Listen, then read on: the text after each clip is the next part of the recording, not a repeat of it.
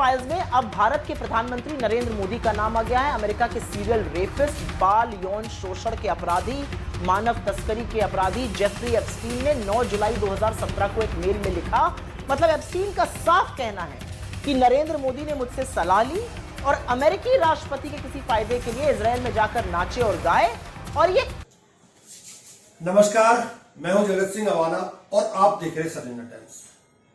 करे करो, सरकार भी तुम ही चलाओ, चैनल भी तुम ही चलाओ, चुनाव आयोग भी तुम ही चलाओ। मूवी का तरीका बता दिया भाई। नाविका जी अलग बैठ जाएंगे, इस कुर्सी का बैठे करो, तरीका भी तुम ही तय करो। नाविका जी आप तय कर लो वरना मैं जली ना, तेरी भी जली ना।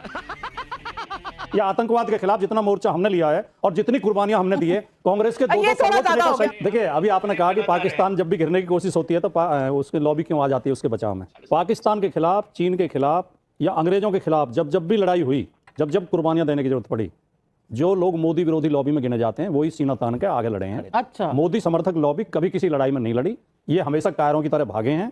ये अंग्रेजों की भी ये माफी मांग के अंग्रेजों के साथ हो गए थे, उनसे पेंशन लेते थे। ये ना कभी इन्होंने पाकिस्तान में मोदी जी बिना प्रोटोकॉल के, बिना कार्यक्रम के पाकिस्तान बिरयानी खाने पहुंच जाते हैं, चीन को झूले में झुलाते हैं, चीन और जापान को। तो पाकिस्तान के खिलाफ या अपने भारत के शत्रु देशों के, मुझे न मेरी पार्टी को फिल्मों से कोई फर्क पड़ता नहीं है। एक फिल्म के पीछे कितने सारे कलाकार होते हैं, एक राइटर होता है, फिर स्क्रिप्ट राइटर होता है, फिर कैमरामैन होता है, फिर उसकी एडिटिंग होती है, फिर पता नहीं कितनी टीम लगती है, संगीतकार होते हैं, गीतकार होते हैं। वो कलाकार तो मैंने पहले कह दिया, सबसे पहले शुरुआत एक्टर से ही करी थी। ओके। और उसके फाइनेंस की व्यवस्था भी करनी पड़ती है, बड़ा समय लगता है। एक फिल्मकार जब जाके फिल्म बनाता है और हम आधी मिनट में उसे झटके से जो कहीं जोड़ देते हैं, कहीं पॉलिटिक्स से, कहीं किसी चीज से। तो एक व्यक्ति जो इस पूरे संसार का ऐसा घिनौना व्यक्ति जो कम उम्र की लड़कियों की सप्लाई करता था, मानव तस्करी करता था, मानव तस्करी के जरिए और उन लड़कियों के जरिए नेता, अभिनेता और बड़े बड़े लोगों से संबंध बनाता था, लाइजनिंग करता था, सत्ता की दलाली करता था। ऐसे व्यक्ति जिसका जो सजा याफ्ता था, जिसे सजा हो गई थी मानव तस्करी में, जो ट्रंप का खास था, अमेरिका के ढेरों लोगों का खास था, उस व्यक्ति से आखिर हमारे देश के प्रधानमंत्री नरेंद्र मोदी के क्या संबंध थे, ये कल एक ईमेल के जरिए जो खुलासा हुआ है, आज उस पर बात करेंगे। उससे पहले हम बात करेंगे, आज बजट पेश हुआ और बजट का ड्रॉबैक क्या रहा। आप देखिए, बजट भाषण खत्म होते के साथ शेयर बाजार निफ्टी औंधे मुंह गिर गया और करोड़ों अरबों रुपए का चूना इस देश के नागरिकों को लग गया। गिरावट हुई है। सेंसेक्स की अगर बात की जाए तो 1600 से ज्यादा अंकों की गिरावट यहां पर हुई है। जिस तरह से बजट पेश हुआ है उसके बाद निफ्टी में 540 अंकों की गिरावट हुई है। तो देखिए, बजट भाषण के बाद अब शेयर बाजार में भी उथल पुथल मचती हुई दिखाई दे रही है। तो आंकड़े चेंज हो रहे हैं लगातार। जिस तरीके से बजट भाषण खत्म, सेंसेक्स 2300 से ज्यादा अंकों की गिरावट दर्ज की गई, निफ्टी में 700 अंकों की गिरावट। आप समझ सकते हैं इशारा किधर है। तो बजट भाषण के बाद शेयर बाजार में गिरावट। एक उम्मीद की जा रही थी कि बेहतर बजट तो भागेगा सेंसेक्स और निफ्टी, लेकिन यहां गिरावट दर्ज की जा रही है। प्रत्यक्ष अप्रत्यक्ष करों में थोड़ी बहुत राहत देने की कोशिश की गई है, लेकिन इस बजट भाषण के बाद जिस तरीके से शेयर बाजार में हलचल, उससे अंदाजा लगाया जा सकता है। तो देखिए, निफ्टी में 700 अंकों की गिरावट दर्ज की गई है और जैसे ही बजट भाषण खत्म हुआ उसके बाद से ही शेयर बाजार में उथल पुथल मची हुई है। सेंसेक्स में 2300 से ज्यादा अंकों की गिरावट हुई है। तो ये देखिए, निफ्टी में 700 अंकों की गिरावट हुई है। कुछ देर पहले आपको बताया था कि किस तरह से निफ्टी के अंक थे और कुछ ही देरों में 700 अंक से गिरावट दर्ज की गई है। बजट भाषण के बाद शेयर बाजार में गिरावट दर्ज की जा रही है। सेंसेक्स की अगर बात की जाए तो 2300 से ज्यादा अंकों की गिरावट दर्ज की गई है। ये क्या बजट का, कैसा बजट आया होगा, आप खुद अंदाजा लगा सकते हैं। दूसरी बात, जो पहली बात है हमारी एप्स्टीन वाली, एप्स्टीन फाइल्स में करीब 30 लाख पन्ने हैं, 1080 करीब फोटो है जो रिलीज होनी है, 300 जीबी का डाटा है। उसमें से कुछ डाटा कल अमेरिका के जस्टिस डिपार्टमेंट ने जारी किए। उसमें एक ईमेल आई, उस ईमेल में नरेंद्र मोदी जी का नाम आया, पीएम का। उसमें लिखा हुआ था कि नरेंद्र मोदी ने सिफारिश की थी, ये खुलासा किया है एक पत्रकार ने। पत्रकार है स्टीव बैनन। उसका कहना है कि नरेंद्र मोदी ने सिफारिश की थी कि मेरी मुलाकात जेफरी एस्टिन से कराई जाए और जेफरी एस्टिन मेरी सेटिंग कराए वॉशिंगटन में, यानी व्हाइट हाउस में। क्योंकि नरेंद्र मोदी को लगता था 2017 में कि इस समय यूएस के प्रेसिडेंट मुझसे नाराज है। उसी का इंतजाम किया था, नाराजगी दूर करने का इंतजाम किया था जेफरी एस्टिन ने। इसका खुलासा स्टीव बैनन ने किया है और उसका कहना है कि प्रधानमंत्री 26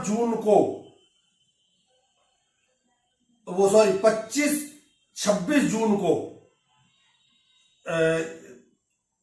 इससे मुलाकात करते हैं और 25-26 जून को ये ईमेल करते हैं, रिक्वेस्ट करते हैं। उसके बाद प्रधानमंत्री 4 और 6 जुलाई को इजराइल जाते हैं, वहां इनकी मीटिंग होती है। मीटिंग में प्रधानमंत्री वहां के लोगों को खुश करने के लिए और वॉशिंगटन को खुश करने के लिए डांस भी करते हैं, गाना भी गाते हैं।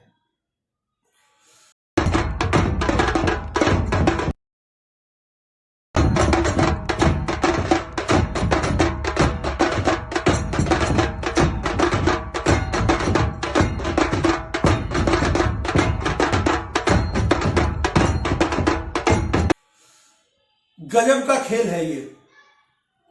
जब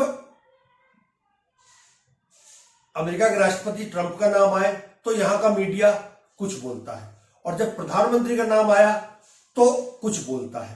पहले इनके दोगलेपन पर एक बार सुन लीजिए ये लोग क्या बोल रहे हैं। दिखाइए, India Today, trashy rumination, India dismisses PM Modi Israel visit mention in Epstein file. बस खाली आप देखिएगा और नोट कर लीजिए, सब चाहिए तो शब्दों को नोट कर लीजिए, सेंटेंस को पूरा। अगला Hindustan Times, trashy rumination, India revises PM's Israel trip mention in Epstein files. मिला लीजिएगा दोनों को। अब अगले को और मिला लीजिए, Times of India, trashy rumination on a convicted criminal MEA revises reference to PM Modi's 2017 Israel visit in Epstein files. 3 हो गया ना, मिला लीजिए। चौथा, Hindu, MEA denies Epstein claim that US played a role in PM's 2017 visit to Israel। इसका कम से कम headline थोड़ा सा बदला है, बकिया तो ट्रेसी रिवनेशन सब एक ही हेडलाइन। आगे चलिए, अब जरा देखिएगा, यहां पर भी देखिए और दोगलापन एकदम क्लियर देखने के लिए। एनडीटीवी वर्ल्ड, ऊपर से मैच करिए, एनडीटीवी वर्ल्ड, नीचे देखिए, Trump named in abuse claims in largest ever Epstein documents release. Trump's named in abuse claims in largest ever Epstein documents release। NDTV world, ठीक। अगला लाइए, देखिए वही एनडीटीवी जिसने अभी बताया कि ट्रंप का एप्स्टीन फाइल में बहुत गंभीर मामले में नाम आया है, एक बच्ची अब्यूज के मामले में, और कल हमने बताया था ओरल और क्या क्या मामले में। वही एनडीटीवी मोदी का नाम आया तो क्या लिखता है, ट्रेसी रिवनेशंस बाय कन्विक्टेड क्रिमिनल, एक घोषित अपराधी द्वारा बकवास, India on PM's mention in Epstein files. Epstein ने इंतजाम कराया प्रधानमंत्री मोदी की सेटिंग का व्हाइट हाउस में। इसका खुलासा करते हैं एक पत्रकार। ये दर्ज है बाकायदा पेपरों में, पेपर में ईमेल के जरिए ये आया है। ये ईमेल भी आप देखते चलिए, ईमेल जो किया है उस ईमेल में क्या जिक्र किया है ये भी आप देख लीजिए। उसके अलावा जब आप खुद सोचिए, जो आदमी क्या बदनाम आदमी से मिलना जरूरी होता है?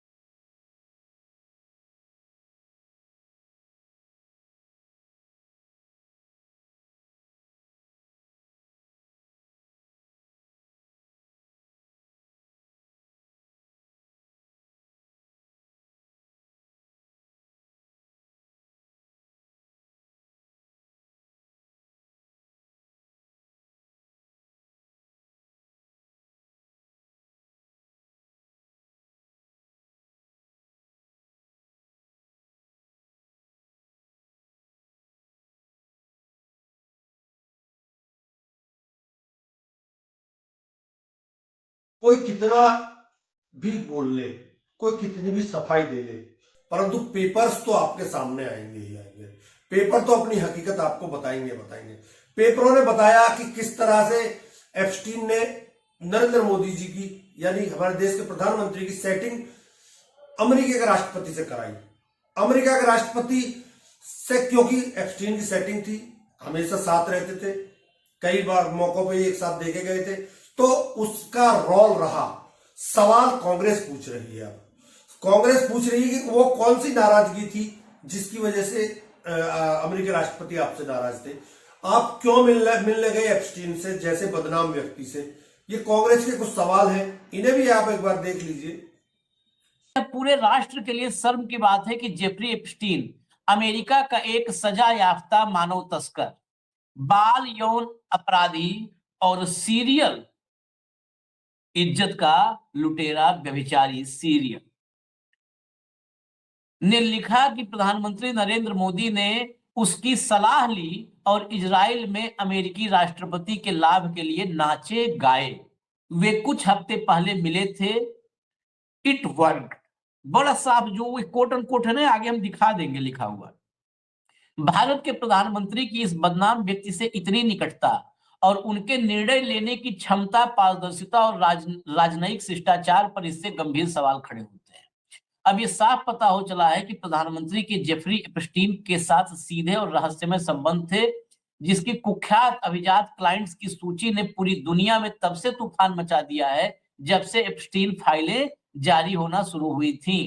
एप्स्टीन और नरेंद्र मोदी के बीच यह संबंध अक्षम्य है और यह राष्ट्रीय गरिमा और अंतर्राष्ट्रीय प्रतिष्ठा से जुड़ा ऐसा मामला है जो प्रधानमंत्री से तत्काल जवाबदेही की मांग करता है। पीएम को स्पष्ट करना चाहिए, पहला, वे जेफरी एप्स्टीन की सलाह किस लिए ले रहे थे, क्योंकि उसने लिखा है ना कि हमसे सलाह लिए, तो किस लिए सलाह ली भाई? ऐसे आदमी से, दुनिया का सबसे मतलब ऐसा आदमी जिसके तरफ देख लो तो गंगा नहाना पड़े, वैसे आदमी से इजराइल में अमेरिकी राष्ट्रपति के किस लाभ के लिए नाच गा रहे थे। ये भी लिखा है कि इजराइल में नाचे गाए, इससे अमेरिका के राष्ट्रपति को लाभ मिला, और संदेश में लिखा है इट वर्क, तो क्या कामयाबी हासिल हुई। और नीचे पूरा लिंक दिया है डॉक्यूमेंट का, मैं डॉक्यूमेंट का वो पन्ना दिखा देता हूं, इसको फुल कर दीजिए। यही सब, इसी में सब सिमटा हुआ है। हाँ, ये देखिए, इस पार्ट को आप पढ़िए जो पीले रंग से रंगा है। यहाँ साफ साफ लिखा है, the Indian prime minister Modi took advice and danced and sang in Israel for the benefit of the US president. Bharat के प्रधानमंत्री मोदी ने सलाह ली और इजराइल में अमेरिका के राष्ट्रपति के फायदे के लिए नाचे और गाए।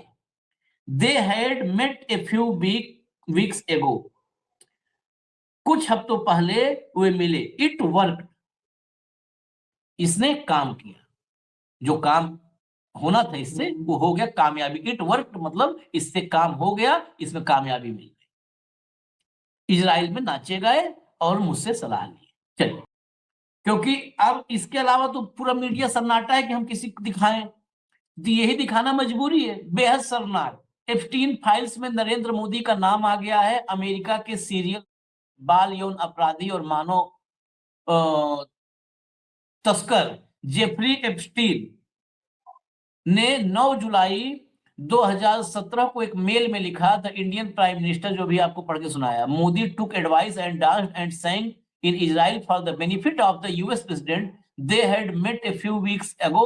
It worked. एप्स्टीन का साफ कहना है कि मोदी ने मुझसे सलाह ली और अमेरिकी राष्ट्रपति के फायदे के लिए इजराइल में जाकर नाचे और गाए। यह भी कहा कि यह काम कर गया। याद रहे, प्रधानमंत्री मोदी 4 से 6 जुलाई 2017 के बीच इजराइल के दौरे पर थे। टाइमिंग भी मैच करिए। इसके 3 दिन बाद एप्स्टीन ने यह मेल लिखा। जैसे ही इजराइल से लौटे तभी वो बताया कि ऐसा ऐसा हुआ, नाचे गए। इजराइल के दौरे से ठीक पहले 25-26 जून 2017 को मोदी अमेरिका में डोनाल्ड ट्रंप से मिले थे। 25-26 जून मिले और ये 4 से 6 जुलाई। जेफरी एप्स्टीन के मेल की कड़ियों को जोड़े तो समझ में आता है कि मोदी जून 17 में अमेरिका गए, वहां एप्स्टीन से सलाह ली। इसके एक हफ्ते बाद 4 से 6 जुलाई इजराइल पहुंचे और सलाह के मुताबिक वहां नाचे गाए और काम हो गया। अब साफ है कि प्रधानमंत्री मोदी का जेफरी एप्स्टीन से बहुत ही गहरा और पुराना नाता है। जो भारत के लिए शर्मनाक है। यह मामला राष्ट्रीय गरिमा और अंतर्राष्ट्रीय प्रतिष्ठा का है, जिसके लिए प्रधानमंत्री मोदी को जवाब देना चाहिए। सवाल, कैसी सलाह ले रहे थे मोदी एप्स्टीन से? मोदी अमेरिकी राष्ट्रपति ट्रंप के किस फायदे के लिए इजराइल में नाच गा रहे थे? और एप्स्टीन ने लिखा इट वर्क। तो इसका क्या मतलब है? मोदी जी, देश जवाब मांग रहा है। क्या आपका रिश्ता है एप्स्टीन से? अब इसमें एक बात और सामने आई है कि आगे कई सारे मुलाकात पर कांग्रेस की सुप्रिया सेनेत ने सवाल उठाए हैं और पवन खेड़ा ने भी वही सवाल उठाए हैं जो कांग्रेस उठा रही है। शर्मनाक है, इसका अंदाजा आप खुद लगाइएगा जो कुछ बातें मैं अगले कुछ मिनटों में कहने जा रही हूं। एप्स्टीन फाइल्स में अब भारत के प्रधानमंत्री नरेंद्र मोदी का नाम आ गया है। अमेरिका के बाल यौन शोषण के अपराधी, मानव तस्करी के अपराधी जेफरी एप्स्टीन ने 9 जुलाई 2017 को एक मेल में लिखा, The Indian Prime Minister Modi took advice and danced and sang in Israel for the benefit of the US President. They had met a few weeks ago. It worked. मतलब Epstein का साफ कहना है कि नरेंद्र मोदी ने मुझसे सलाह ली और अमेरिकी राष्ट्रपति के किसी फायदे के लिए इजराइल में जाकर नाचे और गाए और यह काम कर गया। कुछ तारीखें सुनिएगा। प्रधानमंत्री मोदी 4 से 6 जुलाई 2017 के बीच इजराइल के दौरे पर थे और एप्स्टीन ने यह मेल उसके ठीक 3 दिन बाद लिखा। इजराइल दौरे से पहले 25 से 26 जून 2017 में मोदी अमेरिकी राष्ट्रपति ट्रंप से मिलने अमेरिका गए थे। इन कड़ियों को जोड़िए तो समझ में आता है कि मोदी जून 2017 में अमेरिका गए, वहां एप्स्टीन की सलाह ली और इसके एक हफ्ते बाद 4 से 6 जुलाई वो इजराइल पहुंचे, जहां पर सलाह के मुताबिक वो नाचे गाए और उनका काम हो गया। मतलब साफ है कि प्रधानमंत्री मोदी का जेफरी एप्स्टीन के साथ एक गहरा और शायद पुराना नाता है जो भारत के लिए शर्मनाक है। भारत जो दुनिया में नैतिकता की, गरिमा की, प्रतिष्ठा की धुरी है, उसको आपने तार तार कर दिया और अब आप चुप नहीं रह सकते, आपको जवाब देना होगा कि जेफरी एप्स्टीन जैसे दुष्चरित्र और घिनौने आदमी से आपका रिश्ता कैसे है? आप ऐसे आदमी से किस बात की सलाह ले रहे थे? आप अमेरिकी राष्ट्रपति के कौन से फायदे के लिए इजराइल में नाच और गा रहे थे? और एप्स्टीन ने जो अंत में लिखा है इट वर्क्ड, इसका क्या मतलब है? आपको इस बात का जवाब इसलिए देना पड़ेगा क्योंकि देश आपसे जवाब मांग रहा है। एक ऐसे व्यक्ति से आपका संबंध होना, जेफरी एप्स्टीन आपकी बातों का खुलासा कर रहा है, ऐसे व्यक्ति से आपका रिश्ता होना, यह कैसे मुमकिन है?